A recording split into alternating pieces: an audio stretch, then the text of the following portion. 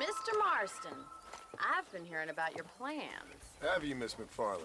Yes, from Lee Johnson, to settle here and build a life for yourself. I'm afraid those aren't my plans. See, I already have a life. Well, I had one, and I'm trying to reclaim it. Or maybe what you could say is I had two, and I'm trying to end one of them so the other can survive. You do so love to talk in riddles, Mr. Marston. Do you do that, I wonder, as a substitute for having anything interesting to say? Probably, Miss McFarland. Oh, call me Bonnie, you fool. Call me Bonnie. Miss McFarland, I'm married. I have a son. I had a daughter, but she died. Years before that, I rode in a gang. We robbed banks, trains, held people ransom. We killed people we didn't like. Bill Williamson was in that gang. Now, if I don't capture my former brother in arms, great harm will befall my family.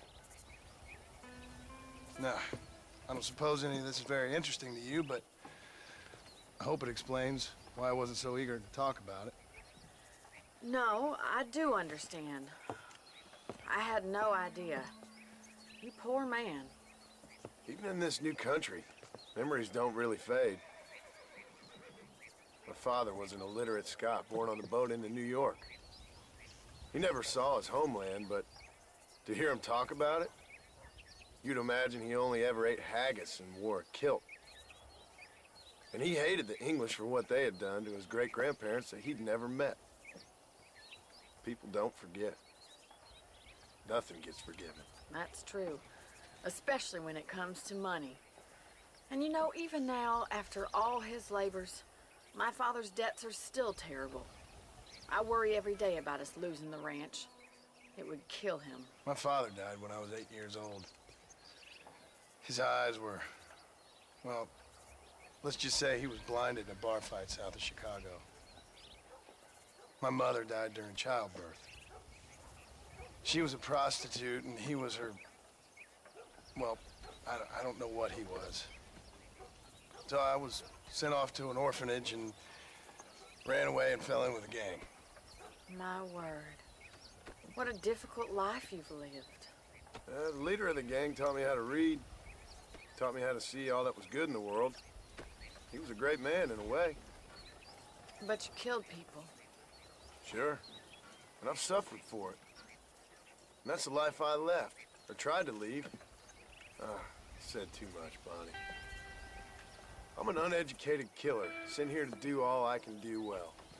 Kill a man in cold blood so that another man may do his part to cut crime in an area, and a rich man can be elected governor on the back of these promises. Civilization is a truly beautiful thing, Mr. Marston. Listen, can you help me? Well, I can try. What do you need, money? No, nothing so complicated. I need an extra hand to take out the herd to pasture. Sure. Point me in the right direction.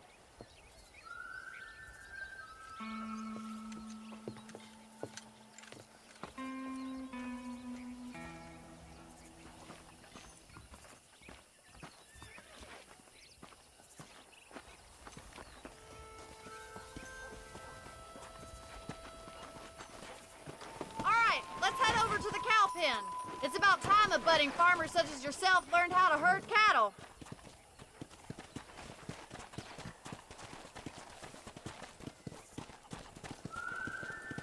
Thank you for telling me all that back there. It must have been hard for you. I hope you understand now why I've been playing my cards somewhat close to my chest. I didn't know you had a wife and child. Then again, I don't think I ever asked. They're lucky to have a man like you. I ain't so sure about that, but thank you. Come on, boy. Good to see you, Miss McFarland. Howdy.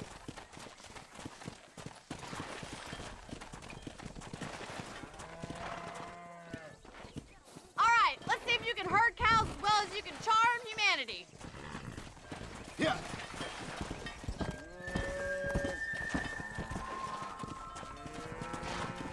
He's got it. How come Mr. Marston? Nice job, Mr. Marston.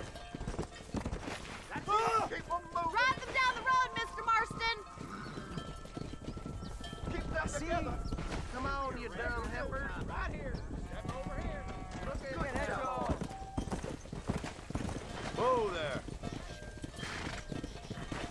This way! We need to take them out to the pasture!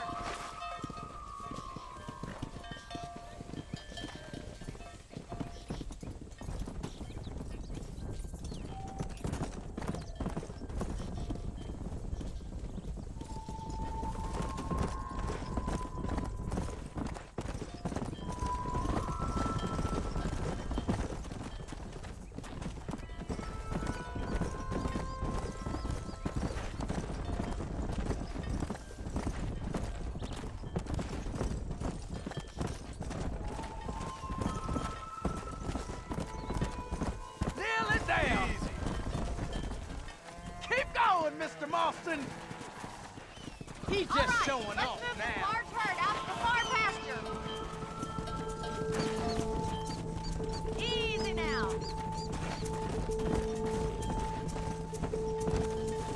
Keep sweeping behind them.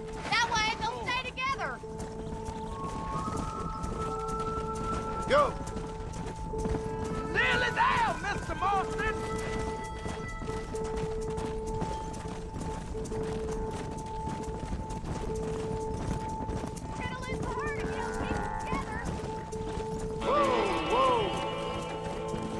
Yeah.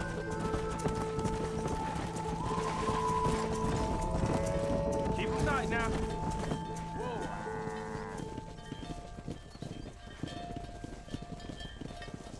You're not bad with the herd.